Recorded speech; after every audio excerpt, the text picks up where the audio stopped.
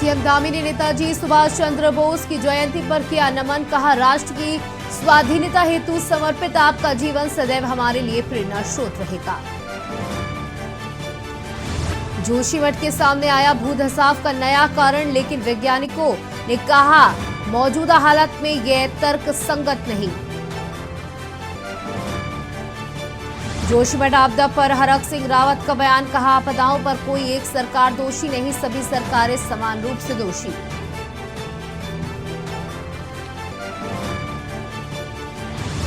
पटवारी लेखपाल परीक्षा के पेपर लीक का मामला, आरोपियों की संपत्तियों की जांच हुई शुरू। 7 आरोपियों के खिलाफ गैंगस्टर का केस दर्ज। जोशीमठ में मौसम खुलने के साथ ही राहत कार्यों ने पकड़ी रफ्तार। बद्रीनाथ हाईवे पर उभरी नई दरार।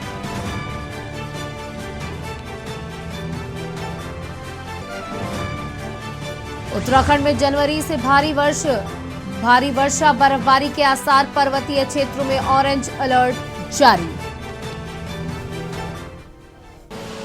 आप देख रहे हैं के न्यूज, खबरों का सारथी। नमस्कार, आप देख रहे हैं के न्यूज इंडिया, जहां मैं हूं आपके साथ सौम्य और आपका स्वागत करती हूं खबर उत्तराखंड में। सबसे पहले बात करते हैं देहरादून की, जहां जोशीमठ आपदा पर अब हरक सिंह रावत का बड़ा बयान आया है। उन्होंने कहा है कि कांग्रेस के वरिष्ठ नेता हैं हरक सिंह रावत। उन्होंने कहा कि आपदाओं पर किसी एक सरकार को दोषी ठहराना सही नहीं, सभी सरकारें समान रूप से दोषी हैं। किसी ने कभी ध्यान नहीं दिया, किसी सरकार ने प्लानिंग नहीं की। इस सारा कुछ हरक सिंह ने कहा। जोशीमठ आपदा पर हरक सिंह रावत का बड़ा बयान। कांग्रेस के वरिष्ठ नेता हैं हरक सिंह रावत। उनका कहना है कि इस आपदा की जिम्मेदारी हम सिर्फ एक सरकार पर नहीं थोप सकते। किसी भी सरकार ने कभी भी प्लानिंग नहीं की, कभी भी कोई तैयारी नहीं की, और उसी का नतीजा है जो आज जोशीमठ में ये आपदा आई है।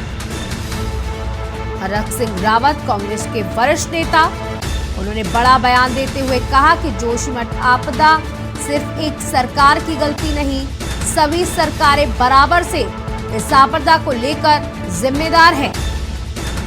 उन्होंने अपने बयान में कहा कि एक सरकार किसी आपदा पर जिम्मेदार नहीं हो सकती, सभी सरकारें समान रूप से दोषी हैं। साथ ही उन्होंने कहा कि किसी ने भी कभी भी ध्यान नहीं दिया, किसी प्रकार की कभी प्लानिंग नहीं की गई।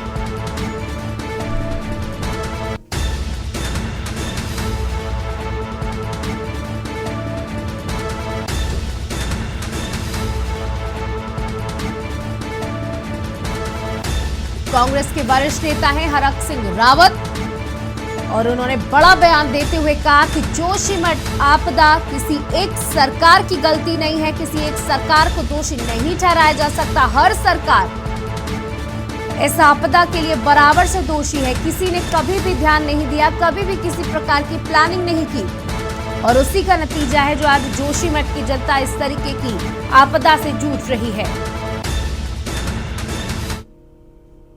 वहीं देहरादून में पटवारी लेखपाल परीक्षा के पेपर लीक का मामला है, जहां आरोपियों की अब संपत्तियों की जांच शुरू हो गई है। आपको बता दें, कहा गया कि जो भी आरोपी इस मामले में मिलेगा उसकी संपत्तियों को कुर्क किया जाएगा। अनुभाग अधिकारी उसके साथियों की संपत्तियों की जांच करेंगे। 7 आरोपियों के खिलाफ गैंगस्टर का केस दर्ज किया गया है।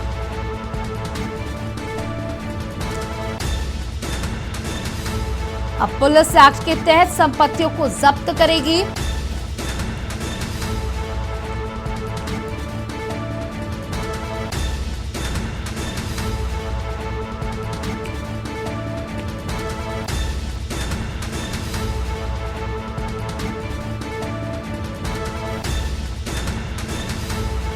तो आपको बता दें, अब पुलिस एक्ट के तहत संपत्तियों को जब्त करेगी। पटवारी लेखपाल परीक्षा के पेपर लीक का यह पूरा मामला है। आरोपियों की संपत्तियों की जांच शुरू कर दी गई है। अनुभाग अधिकारी उसके साथियों के साथ संपत्तियों की जांच कर रहे हैं।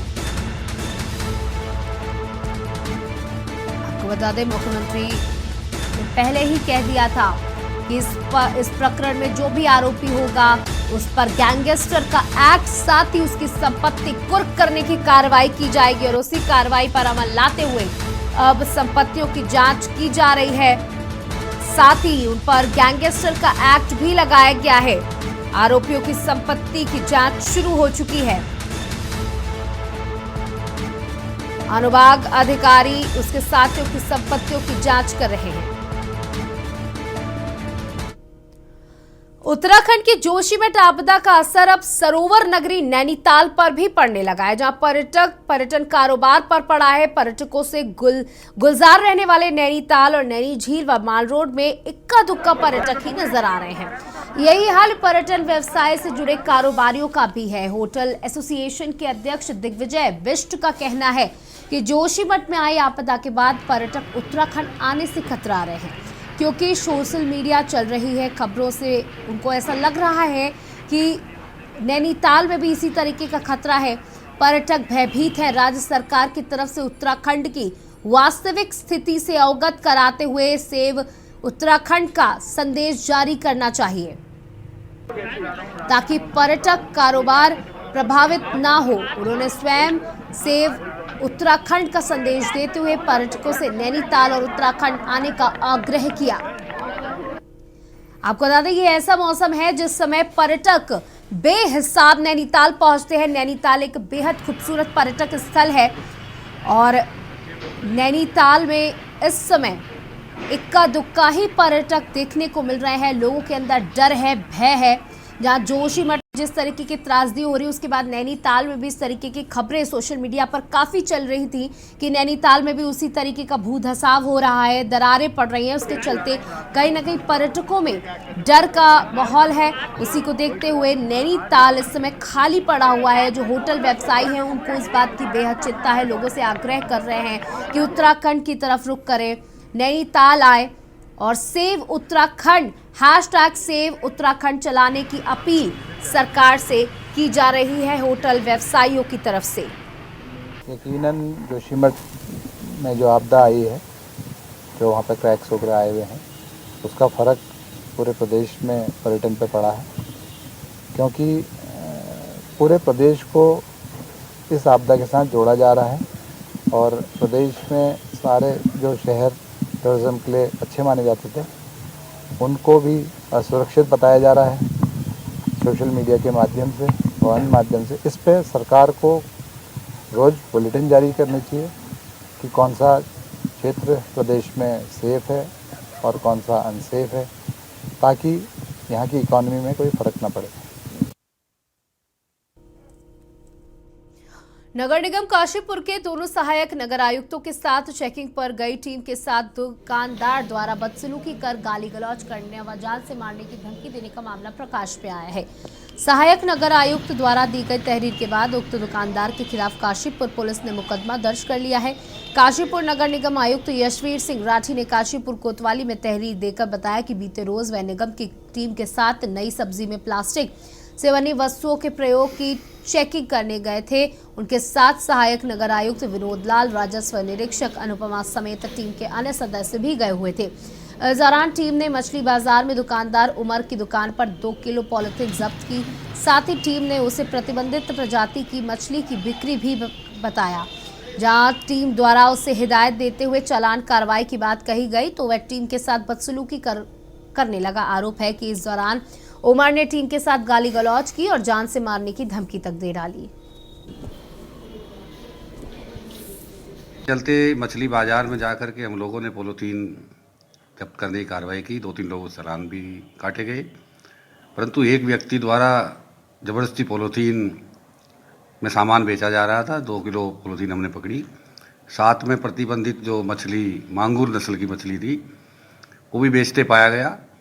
उसके संबंध में हमने उनको हिदायत दी और चालानी कार्रवाई करने हेतु कहा गया, परंतु आरोपित व्यक्ति द्वारा अभद्र भाषा का प्रयोग करते हुए गंदी गालियों का प्रयोग किया गया और किसी भी कार्रवाई को करने के तैयार नहीं हुआ और सबको देख लेने की धमकी दी।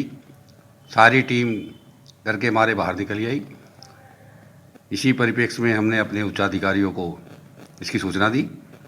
ये नगर निगम के SNI महोदय की तरफ से हमारे पास प्रार्थना पत्र आया है, जिसमें हमने जांच करवाई तो प्रार्थना पत्र में उनके द्वारा बताया गया है कि किसी व्यक्ति के द्वारा जब वो बाज़ार में चेकिंग कर रहे थे और पॉलीथीन अवैध पॉलिथीनों के संबंध में चालान कर रहे थे, तो उनके साथ अभद्रता की गई है। उनके सरकारी कार्य में करते समय रुकावट डाली गई है, जिस संबंध में थाने में अभियोग पंजीकृत कर लिया गया है और विवेचना में तथ्यों के आधार पर अग्रिम कार्रवाई की जाएगी।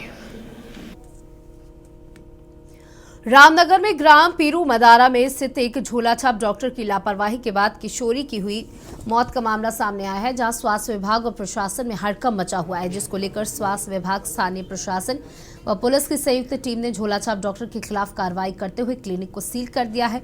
वहीं प्रशासन की इस कार्रवाई की भनक लगने के बाद रामनगर व ग्रामीण क्षेत्रों में मासूम गरीबों की जिंदगी से खिलवाड़ करने वाले झोलाछाप डॉक्टरों में हड़कंप मच गया है और सभी अपने क्लिनिक बंद करते हुए फरार हो गए।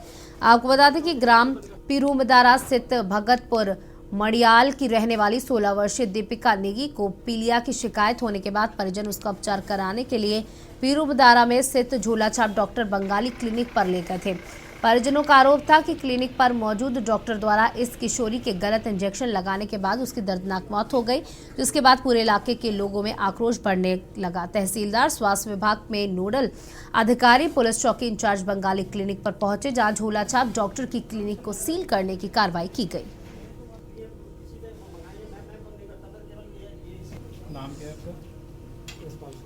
आज हम लोगों ने 2 क्लिनिक सील किए हैं। उनमें तो एक वही बंगाली डॉक्टर जो है झोलाछाप, उसका क्लिनिक सील किया गया है और उनका पहले भी उनका क्लिनिक के लिए 1 हफ्ते का टाइम दिया गया था, बंद किया गया था क्लिनिकल एस्टेब्लिशमेंट एक्ट में, क्योंकि उनके पास वैद्य वाला दस्तावेज उपलब्ध था, लेकिन वो अंग्रेजी दवाइयों का और इंजेक्शन वगैरह का प्रयोग कर रहे थे, जिसके बाद उन्होंने लिखित में दिया था कि आगे से वो नहीं करेंगे और उनको अनुमति दे दी गई थी। हल्द्वानी पहुंचे उत्तर प्रदेश के पूर्व मुख्यमंत्री अखिलेश यादव ने जोशीमठ मामले में राज्य सरकार के खिलाफ जमकर हमला बोला। उन्होंने कहा कि मुनाफे कमाने के नाम पर सरकार पर्यावरणीय व्यवस्थाओं को दरकिनार करते हुए पहाड़ के लोगों की जान जोखिम में डालने पर लगी हुई है। अखिलेश यादव ने कहा कि लंबे समय से स्थानीय लोग, साइंटिस्ट और भूवैज्ञानिक लगातार सरकार को संकेत दे रहे थे कि यहाँ एनटीपीसी द्वारा बिजली पैदा करने के नाम पर पूरे पहाड़ को संकट में डाला जा रहा है, लेकिन ये सरकार केवल मुनाफा कमाने के बारे में सोचती है।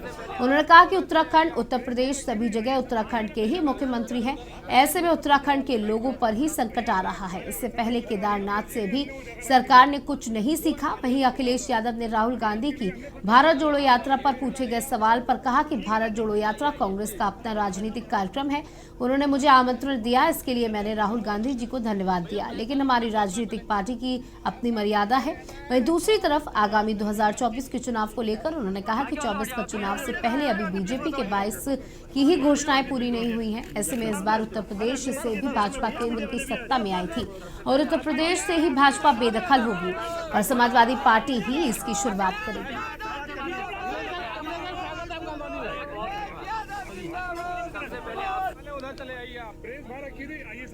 यहाँ पर जो रेलवे का बड़ा मसला है जो सुप्रीम कोर्ट में है, पलायन की रिपोर्ट आपने पढ़ी होगी, कितनी बड़ी संख्या में लोग पलायन कर गए। ये आखिरकार सरकार की गलती है जिसकी वजह से लोग पलायन किए हैं और लोग गांव में रुके रहें, अपने नेटिव प्लेस पर रुके रहें। उसके लिए अभी भी सरकार के पास कोई योजना नहीं है। जो सपने उत्तराखंड बनने पर दिखाए गए थे वो सब सपने तोड़ दिए गए। और रेलवे की ज़मीन को लेकर के सुप्रीम कोर्ट में जब मामला है तो मुझे उम्मीद है कि कोर्ट गरीबों के पक्ष में और जो लोग इतने दिनों से रह रहे हैं, कई वर्षों से रह रहे हैं, उनके पक्ष में ही फैसला आएगा। कन्नड़ भाषा के मशहूर लेखक के.एस. भगवान ने राम और मां सीता को लेकर विवादित टिप्पणी की है। इनके द्वारा कहा गया है कि वाल्मीकि रामायण में लिखा है कि भगवान राम हर रोज सीता के साथ बैठकर शराब का सेवन करते थे। इस बयान के बाद लेखक के.एस. भगवान का हर तरफ विरोध हो रहा है। साधु संत भी इस बयान पर काफी आक्रोशित नजर आ रहे हैं। निरंजनी अखाड़े के आचार्य महामंडलेश्वर कैलाशनाथ गिरी का कहना है कि बिहार का शिक्षा मंत्री हो या महाशय जिनके द्वारा राम और सीता पर विवादित बयान दिया गया, इनको साधु सन्यासियों के पास आकर ग्रंथों के बारे में शिक्षा लेनी चाहिए। इस तरीके के लोग जितने भी पढ़े लिखे हो, मगर ऐसे बयान से लगता है कि उनकी डिग्री भी फर्जी ही है।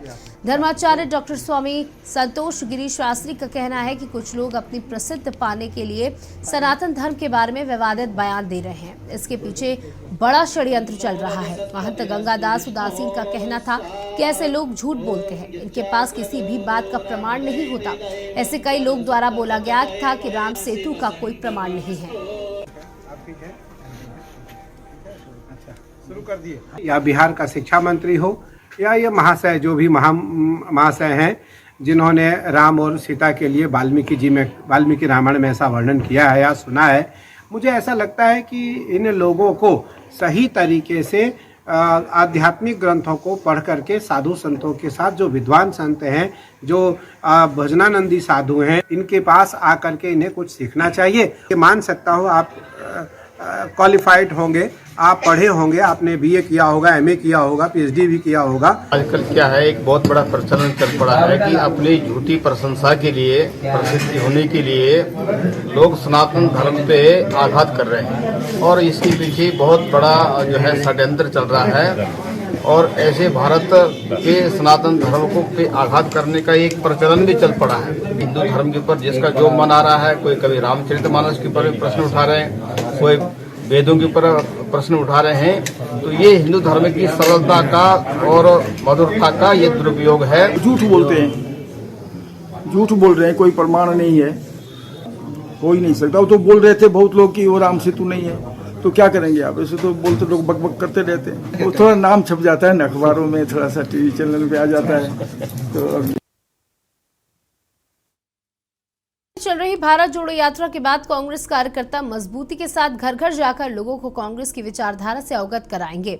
मंगलौर पूर्व विधायक काजी जीजामुद्दीन के कार्यालय में पहुंचे कांग्रेस के जिलाध्यक्ष विधायक वीरेंद्र सिंह जाति ने संगठन की बैठक आयोजित कर उत्तराखंड में 26 जनवरी को शुरू हो रही हाथ से हाथ जोड़ो यात्रा को सफल बनाए जाने को लेकर कांग्रेस कार्यकर्ताओं से वार्ता की। कार्यक्रम में पहुंचे जिला प्रभारी याकूब सिद्दीकी ने कहा कि राहुल गांधी की भारत जोड़ो यात्रा पूरी तरीके से सफल रही है। जबरेरा विधायक व जिलाध्यक्ष ने कहा कि 30 जनवरी को कश्मीर में राहुल गांधी की भारत जोड़ो यात्रा का समापन हो रहा है। भ्रष्टाचार, बेरोजगारी व महंगाई के मुद्दों के साथ कांग्रेस द्वारा निकाली जा रही भारत जोड़ो यात्रा पूरी तरीके से सफल हुई है।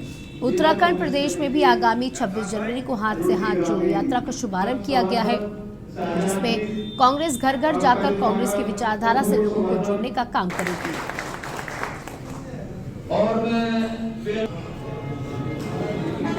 अभी हमारी भारत जोड़ो यात्रा के पार्ट 2 के रूप में हाथ से हाथ जोड़ो यात्रा 26 जनवरी को आरंभ होने जा रही है और ध्वजारोहण के उपरांत हमारी यात्रा शुरू होगी।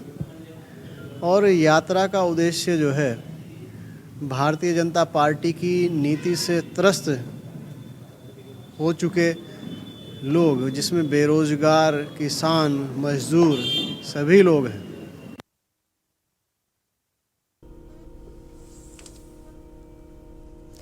खबर काशीपुर से है, जहां जनपद उधम सिंह नगर में जल्द चमचमाती हुई सड़कों पर वाहन दौड़ते हुए नजर आएंगे।